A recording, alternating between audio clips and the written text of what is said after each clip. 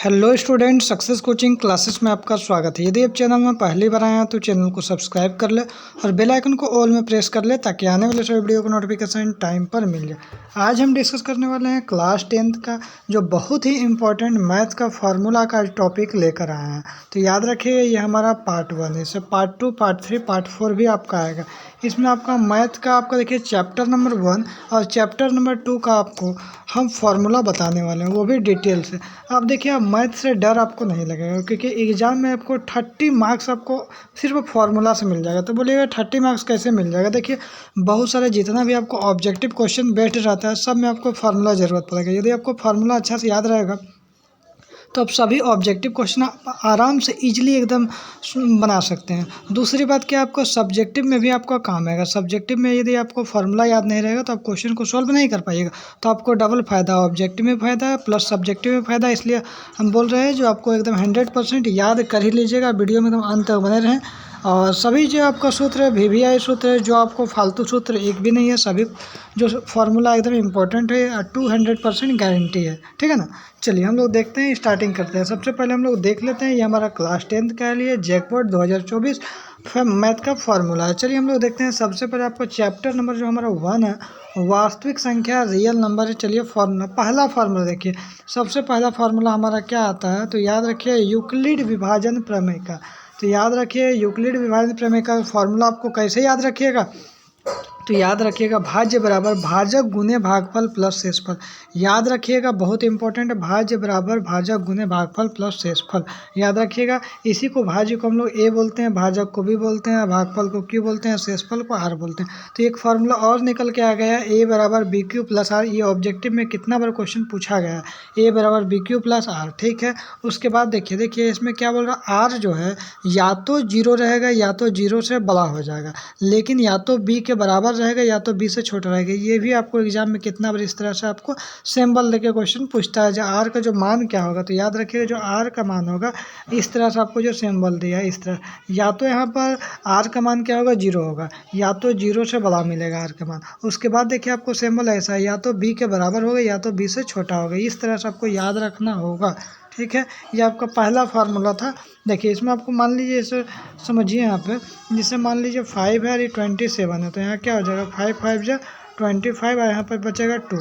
तो इसका मतलब थोड़ा समझ लेते हैं, जो ये वाला पार्ट को हम लोग क्या बोलते हैं, इसको हम लोग क्या बोलते हैं, भाज्य बोलते हैं। ये वाला पार्ट को हम लोग क्या बोलते हैं तो भाजक बोलते हैं। क्या बोलते हैं, भाजक। ठीक है, और ये वाला पार्ट को हम लोग क्या बोलते हैं, भागफल बोलते हैं। ठीक है, और ये वाला पार्ट को हम लोग क्या बोलते हैं, शेषफल बोलते हैं। ठीक है, तो याद रखिए, जब भी हमको 27 बनाना है तो 27 बनाना है तो कैसे करिएगा, 5 को 5 से गुना करिएगा।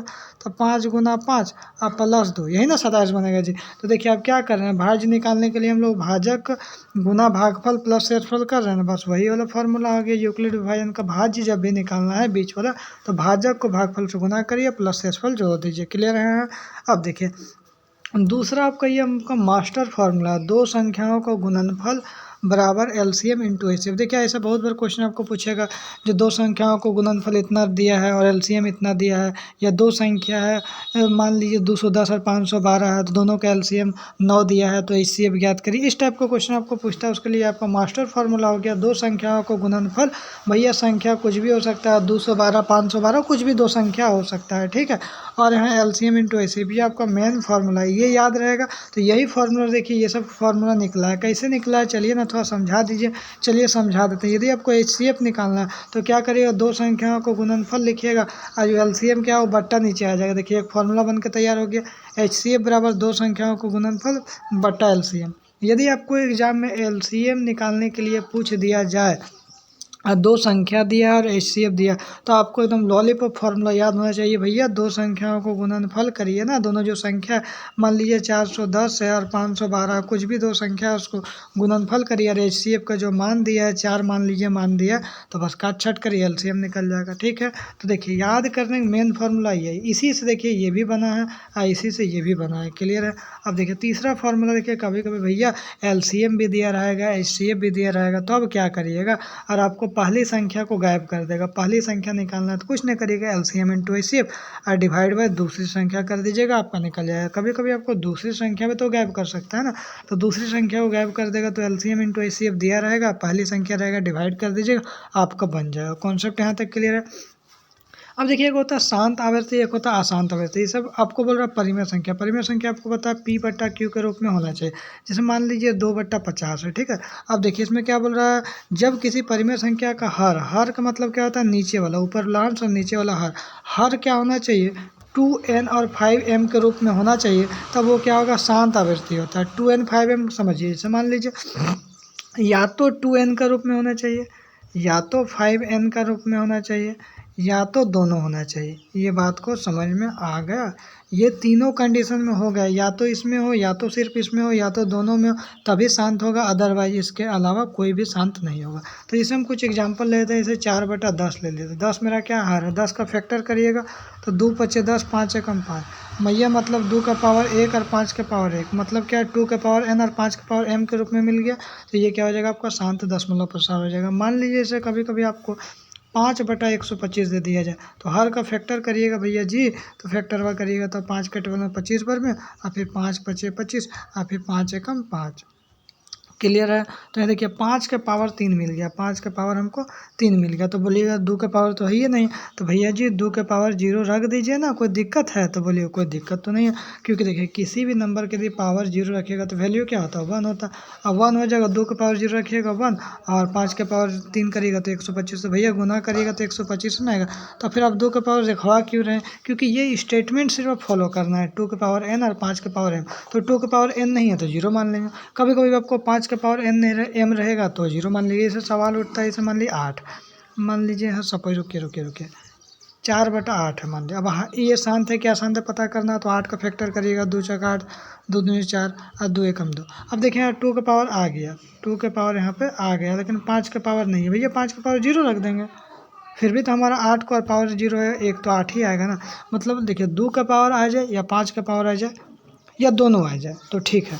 लेकिन कभी कभी जैसे मान लीजिए 45 आ गया, मान लीजिए 90/45 है, ठीक है। तो अब इसका हमको बताइएगा, जो क्या ऐसा नहीं करते हैं। मान लीजिए सपोज 2/45 है, 2/45 है, 45 के आपका हर हो जाएगा, 45 के यदि फैक्टर करेंगे तो कितना बन जाएगा, 15 दिया 45 और 3×5 = 15। अब देखिए यहाँ 3 के पावर 2 आ गया, 5 के पावर 1 आ गया। देखिए यहाँ पर 5 के पावर तो यहाँ आ रहा है, लेकिन यहाँ पर देखिए 3 का पावर भी आ जा रहा है, तो इसका मतलब ये क्या होगा, शांत नहीं होगा, अशांत हो जाएगा। तो वही यहाँ पर बोला है, जब किसी परिमेय संख्या का हर 2n और 5m के अलावा कुछ भी आ जाए, 3 आ जाए, 4 आ जाए, 6 आ जाए, कुछ भी आ जाएगा, तो वो अशांत आवर्ती कहलाता है। यहाँ तो कॉन्सेप्ट क्लियर हो गया। एक कॉन्सेप्ट और आपका बच गया, अभाज्य संख्या क्या है भैया, तो ऐसा कोई भी संख्या जिसका केवल 2 फैक्टर बनता हो, सिर्फ 1 से कट रहा है और स्वयं से कटता है। इसे मान लीजिए 5 बताइए कौन सा किससे कटेगा, तो बोलिएगा सर जी 1 से कटेगा, खुद का नंबर 5 से कटेगा। तो वैसा संख्या हम लोग क्या बोलते हैं, अभाज्य संख्या बोलते हैं, जिसका गुणनखंड 1 और स्वयं हो। और कुछ देखिए इसमें इम्पोर्टेंट क्या है, तो सह अभाज्य संख्या, जैसे मान लीजिए 5 और 1 7 दोनों अभाज्य संख्या, तो इसको सह अभाज्य संख्या बोलते हैं। इसका एचसीएफ हमेशा क्या होगा, 1 होगा। चलिए एचसीएफ करके दिखाते हैं। तो भैया 5×1 = 5, सॉरी 5×1 = 5, तो यहाँ हो जाएगा 2। ये वाला एचसीएफ 5 को इधर डालेंगे तो क्या हो जाएगा, 2×2 = 4, तो यहाँ पर इसको इधर करते हैं, 1 आ जाएगा। अब यहाँ 2 से कटेगा तो 1×2 = 2, लास्ट में फाइनली कितना आंसर आया, 1 ही ना आया। तो याद रखिएगा जिसका 1 ही आता है, सभाज्य संख्याओं का एचसीएफ क्या होगा, 1 हमेशा आएगा। क्लियर है। आगे देखें, और इसका एलसीएम क्या होगा, तो 2 संख्याओं का गुणनफल होगा। ये हमारे चैप्टर 1 से फॉर्मूला था। चैप्टर 2 का थोड़ा देखते हैं। चैप्टर 2 में ज़्यादा फार्मूला कम ही इम्पोर्टेंट फार्मूला है। देखिए चैप्टर 2 का जो है ना, बहुपद है, पॉलिनोमियल चैप्टर है। तो इसमें हम लोग देखते हैं सबसे पहले द्विघात बहुपद का जो फॉर्म किस रूप में होता है, तो ax² bx + c के रूप में होता है। चलिए, एक शून्यकों का योगफल को हम लोग देखिए अल्फा प्लस बीटा हम लोग ऐसे भी लिखते हैं, याद रखिएगा। अल्फा इसको हम लोग भी बोलते हैं, या तो हम लोग अल्फा ऐसे भी लिखते हैं, ठीक है ना। तो अल्फा प्लस बीटा क्या होता है, -b/। तो कितना बार देखिए डायरेक्ट पूछ देता है शून्यकों का योगफल क्या है, तो अल्फा प्लस बीटा -b/a, टिक मारिएगा, सही हो जाएगा। अल्फा इंटू बीटा मतलब शून्यकों का गुणनफल क्या होता है, c/a हो जाता है। तो ये दोनों याद रखिएगा। और द्विघात बहुपद का जो ये फार्मूला है, जो नहीं इस रूप में होना चाहिए, ये याद रखिएगा। और एक आपका मास्टर फार्मूला ये वाला भैया बहुत बहुत बहुत ज़्यादा इंपॉर्टेंट है, क्योंकि इसमें शून्यकों को योगफल मान लीजिए 5 दे दिया और शून्यकों को गुणनफल मान लीजिए -3 दे दिया, ऐसा कुछ दे देगा आपको। आप बोलेगा द्विघात बहुपद निकालिए, तो सूत्र क्या लगाइएगा, x square minus alpha plus beta x. Alpha plus beta क्या होता है, शून्यकों का योगफल, तो 5 का 5 यहाँ लिख देंगे और एक्स कर देंगे अल्फा इंटू बीटा, मतलब शून्यकों का गुणनफल जो भी दिया लिख देंगे। तो ये हमारा क्या हो जाएगा, फार्मूला हो जाएगा x square minus alpha plus beta x plus alpha into beta बराबर 0। ठीक है, तो ये हम लोग चैप्टर 2 तक ये हम लोग अभी बता रहे हैं। इसका फिर नेक्स्ट पार्ट में आपको डिटेल से चैप्टर 3, 4 का फार्मूला हम आपको बताते जाएंगे। देखिए पूरा डिटेल में बता रहे हैं, इसलिए थोड़ा सा पार्ट बाय पार्ट बना रहे हैं। यदि आपको वीडियो अच्छा लगे तो लाइक करिएगा, शेयर करिएगा, चैनल में नए हैं तो सब्सक्राइब जरूर करिएगा। फिर मिलते हैं हम लोग नेक्स्ट वीडियो में। Thank you so much.